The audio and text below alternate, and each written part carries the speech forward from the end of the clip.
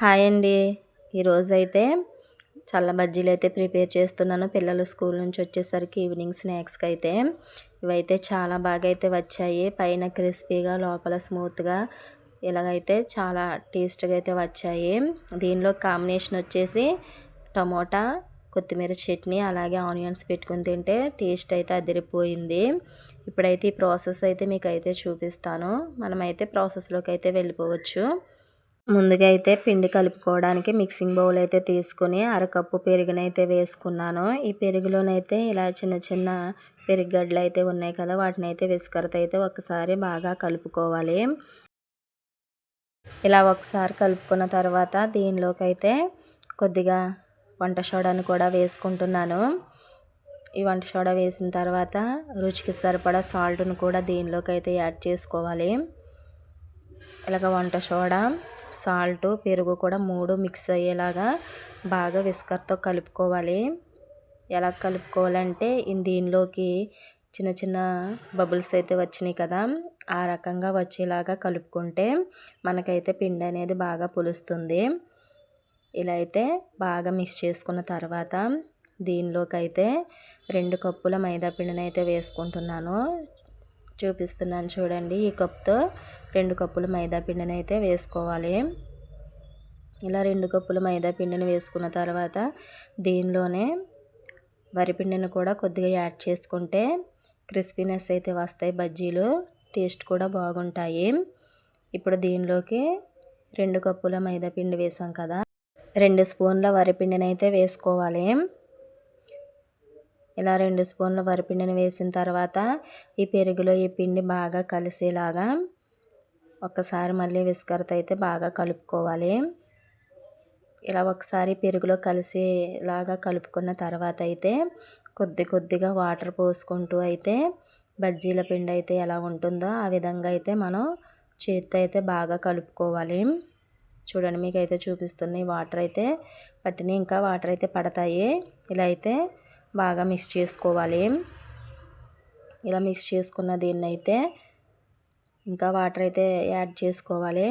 Add చేసుకొని బజ్జీ ఎలా అయితే కలుపుకుంటామో బజ్జీలకి ఆ విధంగా అయితే పిండిని మొత్తాన్ని కలిపేసుకోవాలి. ఇలాగ వరిపిండి వేయడం వల్ల టేస్ట్ అయితే బాగుంటుంది. చూడండి, మీకైతే చూపిస్తున్నాను కదా, ఇలా అయితే కలుపుకుంటే సరిపోతుంది. ఇలా చేతితో బాగా ట్యాప్ చేసుకుంటే బజ్జీలు అనేది బాగా పొంగుతాయి, గుల్లగా కూడా వస్తాయి. ఇలా అయితే సాధ్యమైనంత వరకు ఎక్కువసేపు ఇలా కలుపుకోవాలి.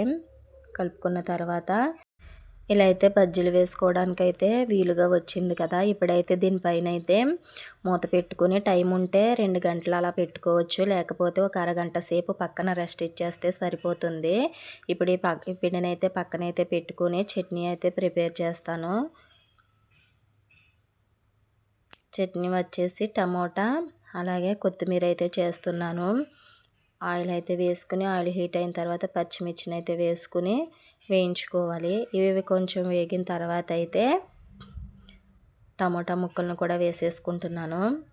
ఇవైతే కొంచెం మెత్తగా ఉడికించుకోవాలి. టమోటా ముక్కల్ని కొంచెం జీలకర్ర అయితే వేసుకుంటున్నాను. అలాగే ఇప్పుడు కొత్తిమీర కూడా కట్ చేసుకొని పెట్టుకున్నది కూడా దీనిలో అయితే వేసేసుకోవాలి. ఇలా వేసుకుని అయితే వీటిని బాగా మగ్గించుకుని మిక్సీ పట్టుకుంటే సరిపోతుంది.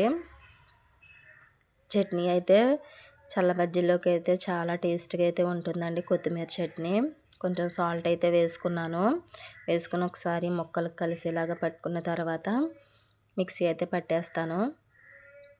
చూడండి, చట్నీ కూడా రెడీ అయిపోయింది. ఇప్పుడైతే బజ్జీలు అయితే వేస్తాను. పిండి కూడా కొంచెం బాగా పులిసింది. దీన్ని అయితే మొత్తం కదపుకోకుండా ఒక పక్క నుంచి అయితే కొంచెం కొంచెంగా తీసుకుంటూ, ఇదిగోండి బౌల్ చూపిస్తున్నాను కదా, దానిలో అయితే వాటర్ అయితే పెట్టుకుని ఇలా చేతడి చేసుకుంటూ ఆయిల్ బాగా హీట్ అయిన తర్వాత ఒక పక్క అంట పిండిని అయితే తీస్తూ చిన్న చిన్న బజ్జీలు అయితే వేసుకుంటున్నాను. ఇలా కొంచెం కొంచెంగా వేసుకుంటే చాలు. ఇలాగే ఎన్ని పడితే అన్నీ అయితే బజ్జీలు అయితే ఆయిల్ అయితే వేసేసుకోవాలి. హోటల్స్లో వేసే వాళ్ళు అయితే చాలా ఫాస్ట్గా అయితే వేస్తారు, వాళ్ళకైతే అలవాటు అవుతుంది కాబట్టి. మనమైతే అంత ఫాస్ట్గా అయితే వేయలేము. ఇలా అయితే వేసిన తర్వాత నాకు ఇంకా కొంచెం పిండి అయితే ఉంది. దాన్ని అయితే నెక్స్ట్ అయితే వేస్తాను. మీకైతే చూపిస్తున్నాను చూడండి. బజ్జీలు అయితే ఇలా అయితే వేసేసుకున్నాను. ఇలా వేసిన తర్వాత అయితే అన్ని వైపులా బాగా వేగాలంటే గనక బజ్జీలు తీసుకుని గట్టితో అయితే ఇలాగా పైన ఇలా అంటూ ఉంటే కనుక అన్ని వైపులా అయితే బాగా వేగుతాయి. ఇలా బాగా రెండు వైపులా వేయించుకొని కలర్ మారిన తర్వాత అయితే తీసేసుకుంటే బజ్జీలు అయితే రెడీ అయిపోయినట్టే. టేస్ట్ అయితే చాలా బాగా అయితే వచ్చాయండి. పిల్లలకు కూడా ఈవినింగ్ వచ్చిన తర్వాత స్నాక్స్ అయితే బజ్జీలు చేసి పెడితే చాలా ఇష్టంగా అయితే తింటారు.